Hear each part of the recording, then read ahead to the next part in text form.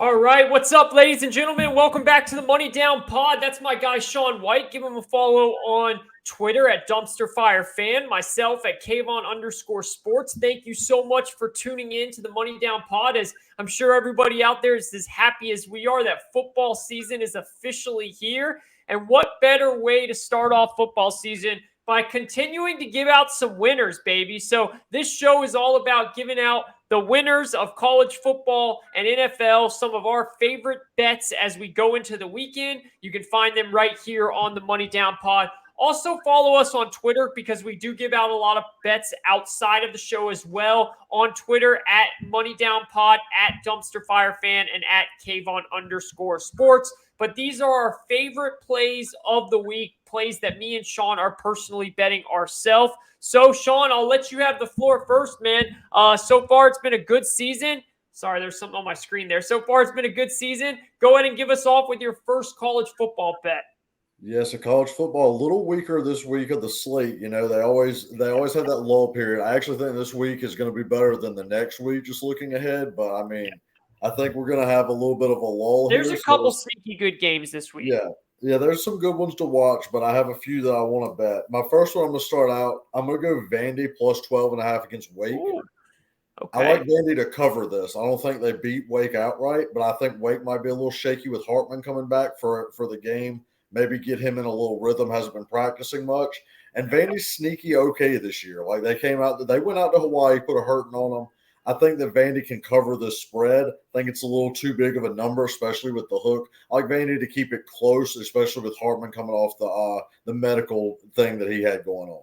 Yeah, I can see that. Might take some time for him to get going. Vandy's quarterback is sneaky good, too. I was kind of impressed with what I saw with his dual threat. So I'm with you on that. I will give out a play here that it's just the biggest square play on the board. But I sometimes the best bet is the one right in front of you. And that's Alabama minus 19.5 and Alabama minus 11.5 first half. I actually like the first half bet the most. I think that they throttle Texas. Sometimes, though, you never know what could happen at the end. So if you only want to bet one of them, I would advise to take the first half bet. But I'm personally betting them both. I bet full game and half. Saban loves to run it up on former coaches. He's lost 2 times in a row now to former coaches. All they taught Texas is this, Texas is that. Trust me, Nick Saban knows that. And this is the biggest point right here. Will Anderson and that defensive line is going to be going up against 5 very talented offensive linemen, but they're pretty much all freshmen. They will be very good, just not yet. Quinn Ewers is going to get destroyed. If college football could put out props, I would hammer his over-interception props. And I know they do put out props for some things, but I guarantee you throws like 2-3 picks. It's going to be a really rough game for Texas. Again, it's a square pick, but sometimes it's the easiest pick. I love Alabama to throttle Texas this week. Yeah, I completely agree with that. I think Ewers actually has a little bit to go. I know a bunch of people got excited about his arm talent last week. Yeah. I finally caught up and watched some of it. That touchdown he threw to Bijan Robinson, man, if he don't set his feet right though, that's an easy miss like Chase Bryce missed in the App State game. That's some of the things that always worried me with Ewers. He relies a lot on that arm and he just doesn't do his mechanics correct. What you said spot on though. Will Anderson's going to dominate this game. That Bama D line. Bijan Robinson's not going to have a lot of running room, so Sark's going to have to be in his bag if they even want to move the ball, I feel like, against Alabama here. So completely agree with you. I didn't take the play because it's easy money, like you said, but it's a thing that I don't really want to cheer for that kind of thing. I totally get that. But you're on the correct side of that one. You can't go Texas right there at that spread at all. It's just too small of a number, even though it's a big number, if you know what I mean. No doubt. So I'm going to move on to this one because the line moved, which I was very happy about. I brought it up a little bit last week. I do like Washington State to cover this 17.5. I really do. And here's why.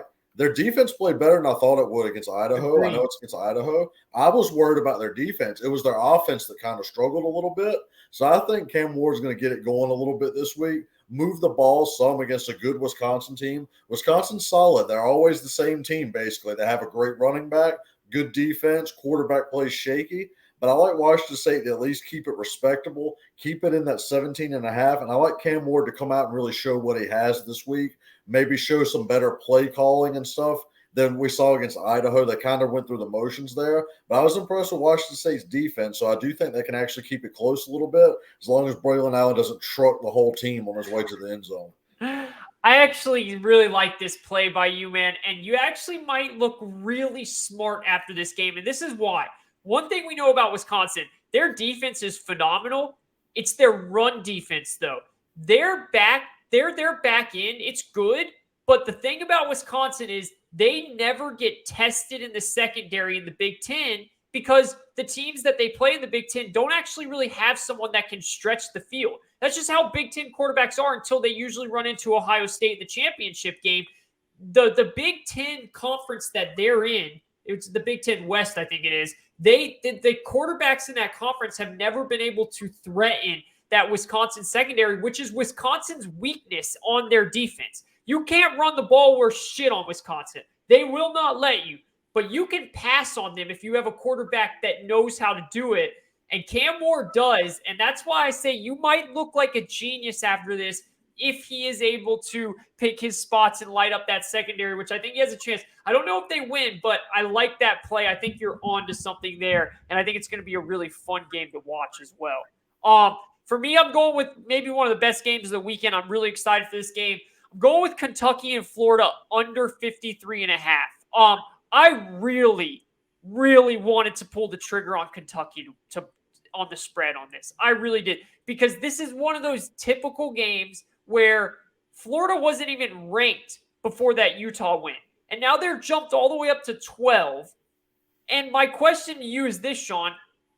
If Florida didn't win that game, are we really looking at Florida as a 6.5-point favorite? If Cam or if why am I blanking? If Utah's quarterback just didn't throw a pick there and they won the game, which they easily could have, or if Florida didn't have 2 goal line stops on for Utah, like there's no way this spread is 6.5. So it's such an overreaction. But I can't bet Kentucky because they don't have their starting running back. He's still suspended, and Anthony Richardson scares me. So what I can do is I can bet the under. Because I did not like what I saw in Kentucky's quarterback in Kentucky's play against Miami of Ohio last week. They don't have their starting running back, as I said, and I think Kentucky's defense is good enough to limit Anthony Richardson somewhat. I don't think he goes off. I don't think either offense goes off. I think this is a low-scoring game. Again, I might, by kickoff, get on Kentucky, but I just can't do it because of where they're at with what's going on. And I do just want to point this out. This is a game where if the Will Levis hype is real, he needs to go out and show it. No starting running back. He looked bad against Miami of Ohio. You're on a center stage against Anthony Richardson. A lot of hype about you being a top pick. I want to see him go out and do it. I don't think he's going to be able to. And I also think Kentucky's defense is going to do really well against that Florida offense. I like the under in this game. Yeah, so I actually like the under as well. That wasn't my bet, though, because I do have them plus 6.5. That's too big of a spread for me. You're taking Kentucky? Wow, good for you, man. Yeah, for you. I had to do it because Florida's a classic step-back team, man. And I don't want to hear it from Florida fans. This is what y'all do. You play really well one week. You saw it with Kyle Trask, and then they played really well against Bama, and then come back and they lose the next week. You see this all the time with these Florida teams, and maybe Billy Napier has it dialed in differently, but the team wasn't that talented to start with this season. They had this massive win against Utah. It's just tough for me to think they put back-to-back games together like that in a season with the talent deficiencies they have. Not saying that Kentucky is just that much more talented. I'm saying they're just more evenly matched than a 6.5 spread that I just have to go to Kentucky's side for. It's a classic step-back game for Florida. And if Florida pulls this one out, I'll probably feel foolish because I'll probably say the same thing about when they play Tennessee the next week. And maybe if they go 3-0 against that, I can stop saying it.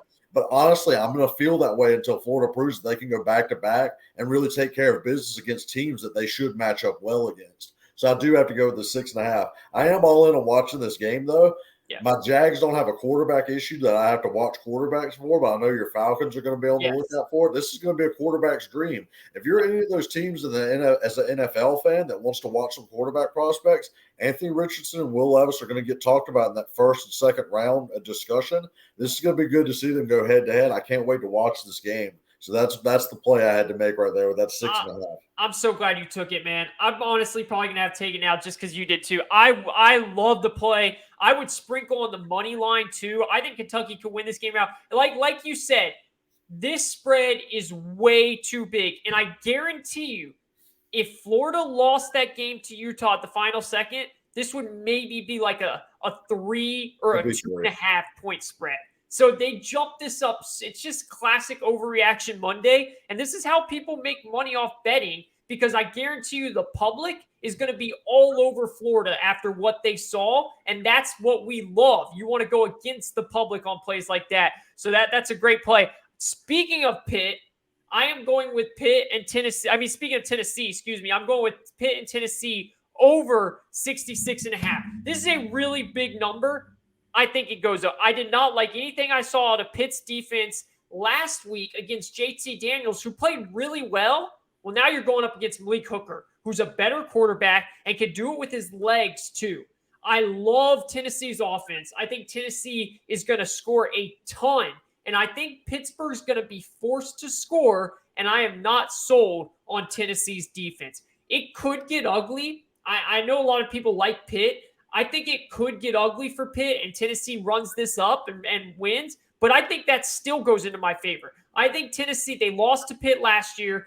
They want to get revenge. I think Tennessee is going to put up a ton of points, and I think it's going to force Pitt to score a lot too. I like the over 66.5. I like that play as well. I actually think that Tennessee can score with the best of them in the country. Tennessee's got one of the best offenses there is. I don't buy Pitt's offense, to be honest. I didn't like what I saw out of them with West Virginia. I don't buy that at all. I think they just can kind of slam the ball a little bit. I don't buy the Pitt hype whatsoever. Me and you are probably going to be two of the biggest Pitt haters all year. Yeah. It is what it is at this point. So Tennessee, I like that. I didn't see any value really with the spread or the money line on that. Right on. So that's why I stayed away from that. I'm just buying Tennessee side. So you have the exact right play, which is the over, because Tennessee's going to almost score the over to you in general. So that's what I'm thinking too. That's what I'm thinking too. Moving on to a bet that a lot of people are probably making, but I've got to go with it too. Iowa State under 40.5. I don't see either of them scoring. I don't see either of them scoring at all. Iowa has one of the worst quarterback situations that I can remember from a Power 5 school.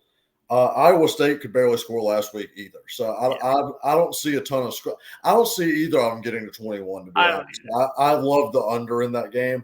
Going to be an ugly watch. That's definitely a second or third TV game to have on and just to watch the mayhem. But, I mean, outside of people from Iowa, this game's kind of going to be hideous to watch, but definitely the under 40.5 for that game. Yeah, you're on the right side 100%. I'm honestly surprised it's even at 40. I thought the line I was surprised too, honestly. That's why I took it. I know. I thought it might be at like 37 or 38. And the only thing that is interesting in this game is, can Iowa State finally get it done? You know, they haven't been able to beat Iowa ever. And this Iowa team looks bad offensively. So, but to your point, Iowa State looked really bad too. So that's the only thing that's interesting me. But other than that, you are spot on with that. I'm going to go with the team total over here. I'm going with Miami team total over 37.5 against Southern Miss.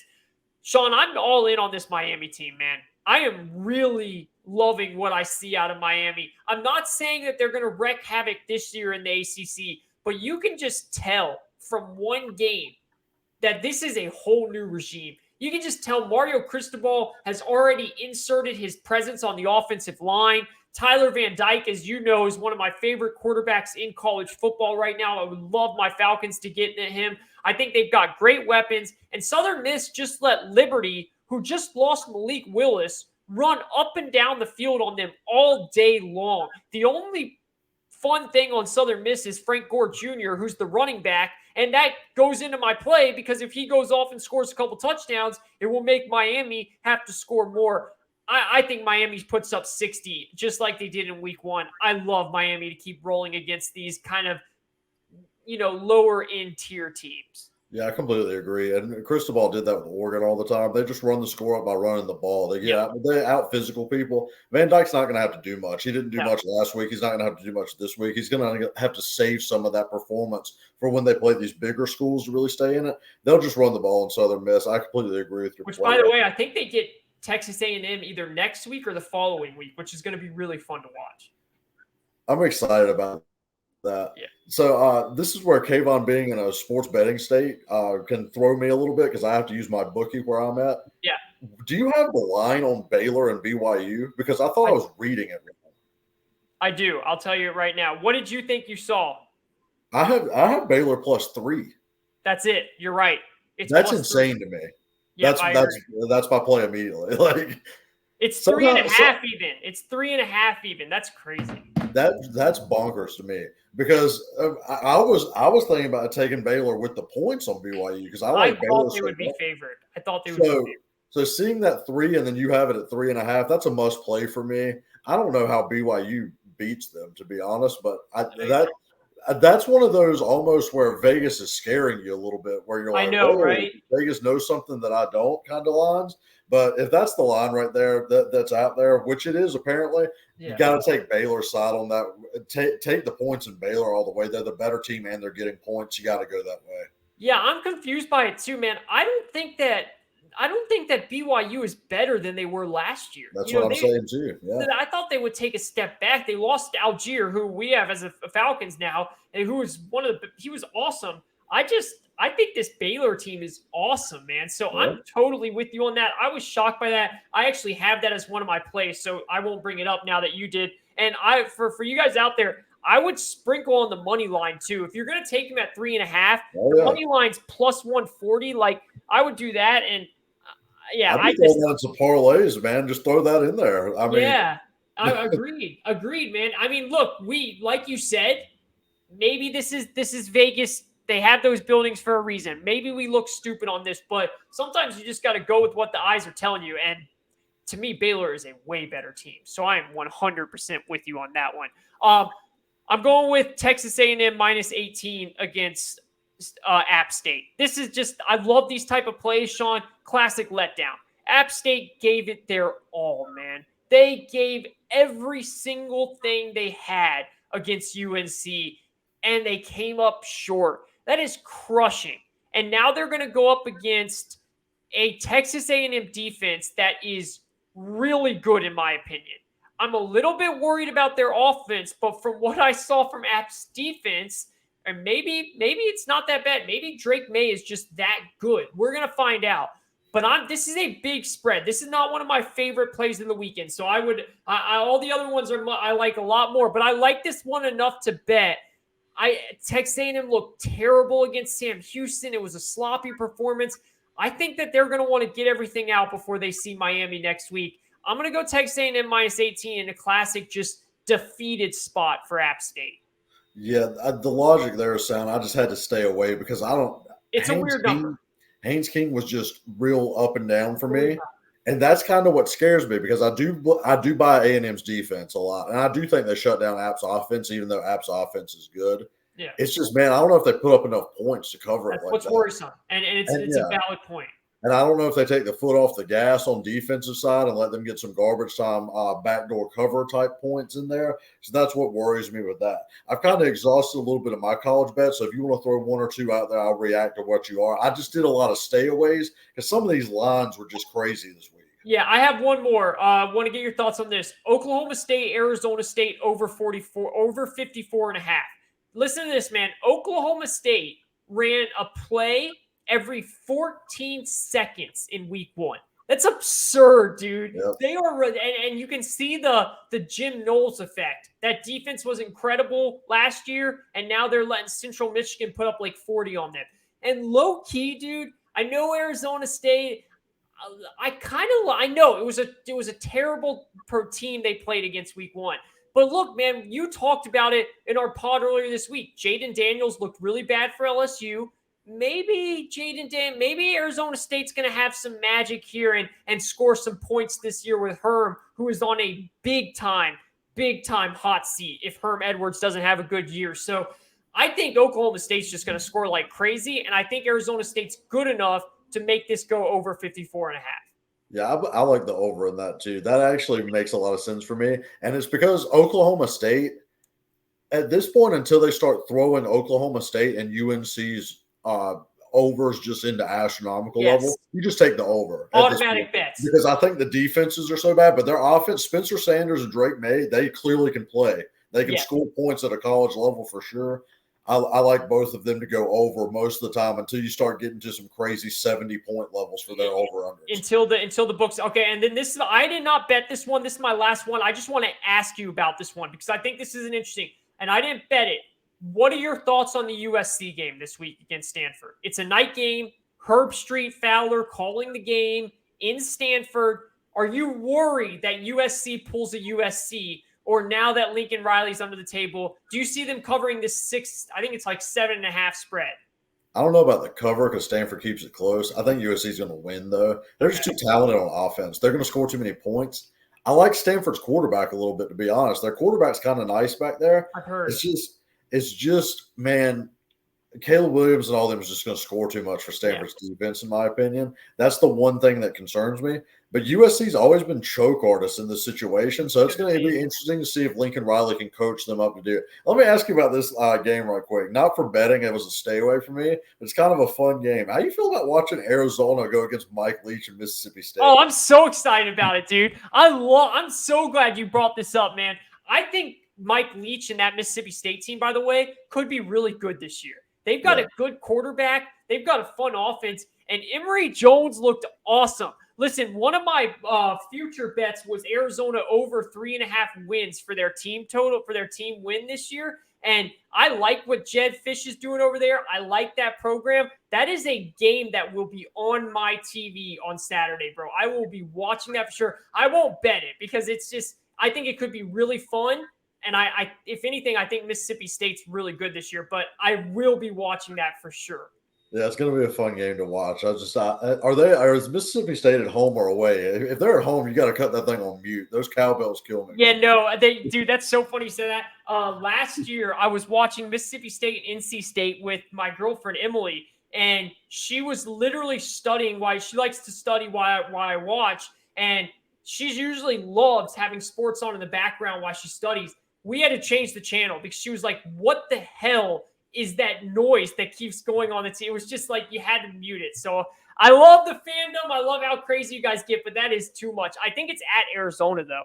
Okay, that's good because Amanda, my wife as well, she's the same way. We had the cowbell on during the NC State game going, and she was just like, "Oh my God, it's the whole time. They never stop. It's horrible." So yeah, the cowbell fun tradition is probably pretty live if you're there in person. Yeah. On the TV, though, I can't take it, man. I'm with you.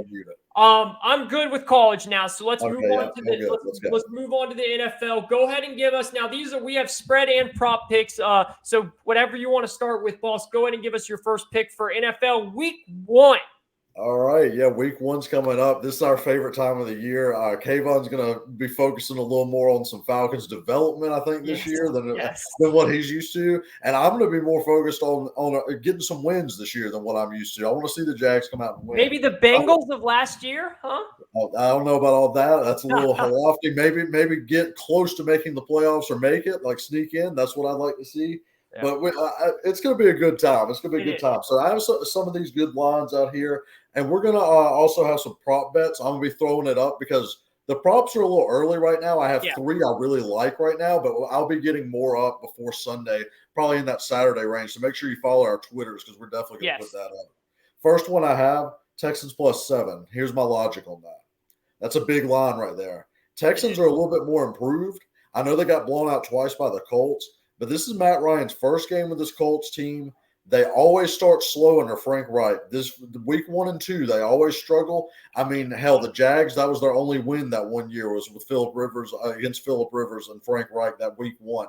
I think they come out a little slow. I don't know if the Texans win this, but I think they cover that 7-point spread. Pretty large right there for a first-time start for Matt Ryan and a team that always starts slow out of the gate for some reason with Frank Reich. I would not be surprised if Houston won this game. And listen, I'm very high on Matt Ryan, obviously, in the Colts this year. This just feels like you said, there's going to be a lot of people out there, and if you guys are listening to the show, please take this advice. What Sean's saying is right. There's going to be a lot of people out there that are in survivor leagues that pick Indianapolis this week, thinking that it's going to be an easy win and they can move on. And there are a lot of people are going to be done in week one. The Texans could upset and win this game. I don't think they will, but it's possible. I didn't bet it, but I like the play. It could totally happen. I'm going with another underdog, just like you. I'm taking the Steelers +6. I think Cincinnati's a little overhyped. I like them on the season. I think they're going to have another really good season, not Super Bowl season, but really good season. But to be favored by 6 against a divisional opponent week 1, dude, this is last year vibes all over again when the Bills were favored by like 8 against the Steelers and the Steelers went into Buffalo and won. It's just, week 1 is tough to blow out a team by more than a touchdown. A divisional team to go with it. I don't love the Steelers this year, and there's going to be a play that kind of contradicts this, that a prop I have in a little bit that I'll give you guys, but I think that the Steelers team is good enough to hold off and lose by less than 6 points, or maybe even win the game outright. I just think this is a little too much hype for the Bengals in week 1. 6 points is a lot for a Mike Tomlin team. Yeah, I like the logic there. Tomlin's good against the spread and everything like that. It was a stay away for me though because of Trubisky. That's the reason why. Because the one thing about the Bengals that everyone forgets, that playoff run was defensive based, man. That Bengals defense was playing so well, and I just don't buy Trubisky moving the ball enough to keep them in the game like that. So that's one of the things that worries me. I can see Tomlin coming through and really covering that 6, but at the same time, I can also see Trubisky getting picked off 2 and 3 times, giving Joe Burrow and that offense good field position. That really worries me that week, so I had to stay away from that one. Let me get close to home right quick with my next one. I'm going to give you the game part of the Jags game, and I'll give you the prop I like the most so far from that one. So I had to take Jags money line. If you're going to do it now, take the money line. Yes. I had 3.5 earlier in the week. That was the play. It's gotten bet down to 2.5 now. It's going down, and it's going to keep going down. There's sharps on Jacksonville. Yeah, so just take the money line at this point because the 2.5 isn't worth it. I had the 3.5, like I said. So if you got in early, you made the right decision there. Oh, wait. Also, like on a prop, I like Trevor Lawrence to throw over 318 yards. I think we're going to be slinging it this game. I think Doug Peterson's had a year off. He's got his plays dialed in. I think Trevor's going to come out and want to sling it a little bit. They're going to want to try these new weapons out. So I like that because it's plus 480. So if you get that prop bet there, Trevor Lawrence to throw over 318 yards for the game, I think that happens. I think the Jags win this one outright. At plus 480, that's phenomenal. My favorite bet of the whole weekend, it goes hand in hand with yours, is Travis Etienne over 21.5 receiving yards. I already pounded. I love this bet. Washington has a great front 7, but their linebacking core is actually kind of a weakness on their defense there. And I think that Doug Peterson and Trevor Lawrence are gonna scheme that up. And I think they're gonna get Travis the ball out of the backfield a lot, man. It's my favorite prop of the whole weekend. I love Travis Etienne over 21.5 receiving yards. I just really like him on the season this year. I've already placed that bet on DraftKings. It's one of the props that are out, and I would get that soon. Just like Sean's saying with the money line, that prop will go up by kickoff. I promise you that. So I would get both of those bets as soon as you can. Yeah, completely agree. Just being the resident Jags fan on the show and one of the few out there that gets on podcasts and talks like that, I'm telling you, they're going to come out really trying to make a statement on offense with Trevor and now with Doug being back. Doug also knows this Washington team pretty well. He's been around. He's coached against Ron Rivera before, even if it was in Carolina when Ron was there.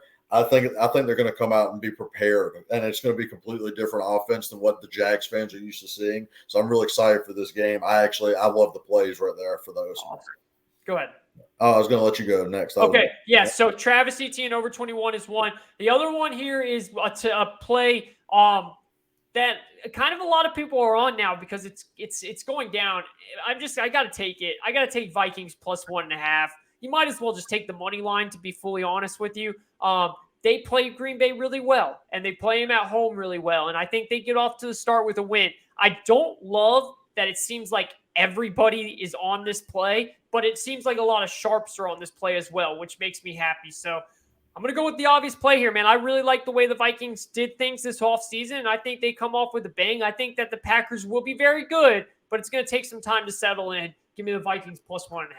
I can see that being a play. The Packers just scare me because the Packers defense is actually so good this year. I think people are underrating that because everyone talks Rodgers and the loss of Devontae Adams. So I got one from that game as well. And it right behind that ETN receiving yards thing that I brought up for game props. I love Dalvin Cook to go over 30 receiving yards because I think they're going to throw screens because this pass rush for the Green Bay Packers, it's mean. And they do have the corner help out there to play a little bit of one-on-one, even though Justin Jefferson's as good as he is. So I think they're going to have to hit Dalvin for some checkdowns. I think he's going to get over 30 yards. And that right there is a plus 117 to get that bet cash. I like that a lot. That's going to go up. Make sure you get on that early because 30 receiving yards for Dalvin, that could be one screen pass that pops, or he could just catch 4 or 5. He's going to get up to 30 yards, in my opinion. Wow, that's phenomenal value. I am going to place that bet literally right after this show. All right, my last prop that I have is what I was saying is kind of contradictory to my Steelers pick. I love Joe Mixon over 66.5 rushing yards.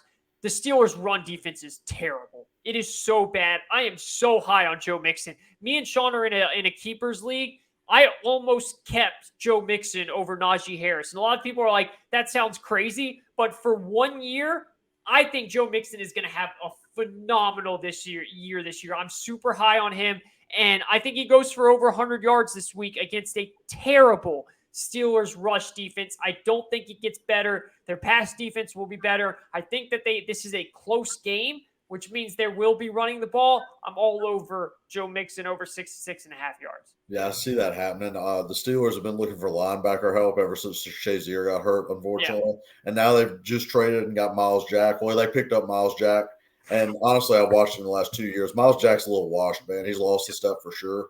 I don't see the backers being able to keep up with that either. So I do like that bet right there. I have one more prop bet and 3 more plays. How many more do you have? I have one more spread play, so go ahead and – well, I have one more prop, but it's tonight, so I don't know if this video – I have Matthew Stafford over 1.5 passing TDs, but I don't think this video is going to come out in time. So, but I love that play. Kayvon Cash, you know where it came from first. We didn't get it out, but hey, he'll tweet that out. Follow the Twitter. Yeah, exactly, no doubt. All right, so you're going to like this prop a lot. At plus 108, I have Trey Lance 50 rushing yards. Oh, I love it. I love it.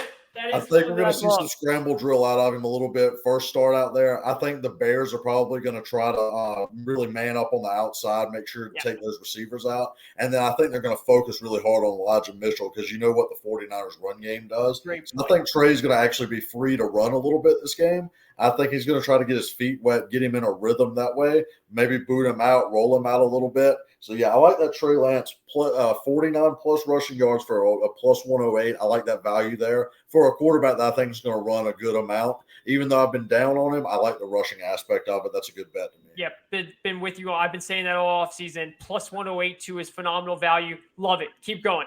All right, so I'll give you the 2-for-1 because I have the spread and the over. So I have the Raiders plus 3.5 against the Chargers. I think the Chargers come out slow, to be honest. I like the Raiders. I think Josh McDaniels has them prepared. I think he'll have the film going, and I like the continuity of Carr with his new additions more so than the Chargers' new additions on defense, especially with J.C. Jackson out. I also like the over in that game because I don't trust either of the defenses. So that's over 52. So that's it. I got Raiders 3.5, over 52 for the Raiders-Charger game. Yeah, the over was my last play. I love the over. I will throw. You said everything you said. I will throw out one that I am on the fence with, and I want to get your thoughts on this. I am on the fence with taking the Giants plus 5.5. That's my other play. That is your okay. Hell yeah. I wanted to get up to 6. I'm kind of being stingy, hoping that like some of the average Joes come Saturday, they bet on Tennessee, thinking the Giants are going to suck. I actually think that the Giants can be respectable this year with Dayball, man. And what is Tennessee going to do? Like 5.5 is a big number for a team that I think is going to be much better in the Giants this year. I love it, man. So the fact that you're on that too makes me happy. So I'm not a big time buyer on the Giants for the season, But I think they keep this close because, number one, Tennessee has their new wide receiver weapons going in, so they're going to have to get used to that. But the big thing is, has everyone watched what the Ravens have done with Wink Martindale to Derrick Henry? It's one of the worst teams he ever plays. Wink Martindale schemes him up perfectly usually. Such a great and now he's had the whole summer to kind of really get that installed and ingrained and really prep for this with the Giants. And the Giants' defense is a little bit underrated. It's not that bad. Yeah. So I actually like the Giants to be able to shut down Derrick Henry a little bit. So I think they keep this game close. It's going to be a very muddy game. So I like that plus 5.5. That's a phenomenal point. I love that. Anything else you have? No, not right now. Like I said, I'll look at those props and tweet them out. But I think there's some pretty strong plays for week one. We got a lot of plays here. We will tweet them out, and we'll tweet more out. So seriously, it's very important to follow us on Twitter at MoneyDownPod, at DumpsterFireFan, at Kayvon_sports. And I do just want to say this. It's week one, and you got to put this into perspective. These Vegas lines have been out for like 5 months now. These are going to be the sharpest lines you will ever see come kickoff. So it's not like me and Sean are just pulling, like we put a lot of time and research into finding these plays. So my whole point is, if you're going to bet, like do your research, because NFL is the hardest sport to beat the books because it's the sharpest sport. It's where the most money goes to. Yeah. That's where they make the most money. Exactly, dude. That's where because so many average Joes just bet it, and it's hard to bet against the NFL, dude. It's really, really hard. So we put a lot of time into that. We'll tweet out our plays again, college and NFL. Anything else you want to say, Sean, before we get on out of here? No, we actually, the video today is already getting some good traction. That's just our reaction to college football. We'll have our reactions for the games this weekend as well, going out next week. Keep following along. We're really heating up on this football stuff. We really got it going. We put our Super Bowl picks out last episode. So just tune into that so you can see what our picks were before the game Thursday night and everything. Just really check in on it. We're going to be doing a good job keeping up with everything, getting the uploads in. I'm now getting more settled, so I'm actually able to do things and make sure everything's put out in a timely manner. So, yeah, keep going with us. We like the viewers and everything. Let's keep it going. Make some money this year and really have a fun time. Yeah, we're in hustle season now. We've had our time off. Sean's had his move and everything, and you're gonna see at minimum 2 videos a week from us, maybe 3 videos a week depending on the day, but at minimum you will see at least 2 videos a week from us. So we're going now. It's hustle time. So we appreciate the support. We appreciate everyone that is tuning in. We ask you to just simply like and subscribe when you're watching the videos. It really does help us out a bunch. And comment. Let us know your favorite bet of the week. Let us know what bets you're on. Let us know what teams you're following or what you're looking for in games, because me and Sean love that. We will eat that stuff up all day long, and we'll give you a shout out as we always do. So for my guy, Sean White, you can follow him on Twitter at DumpsterFireFan. For myself at Kayvon_sports. The show at MoneyDownPod. We appreciate all of you for tuning in. We'll talk to you on Monday or Tuesday as we break down what happened in week 1 of the NFL. It's finally here. Enjoy.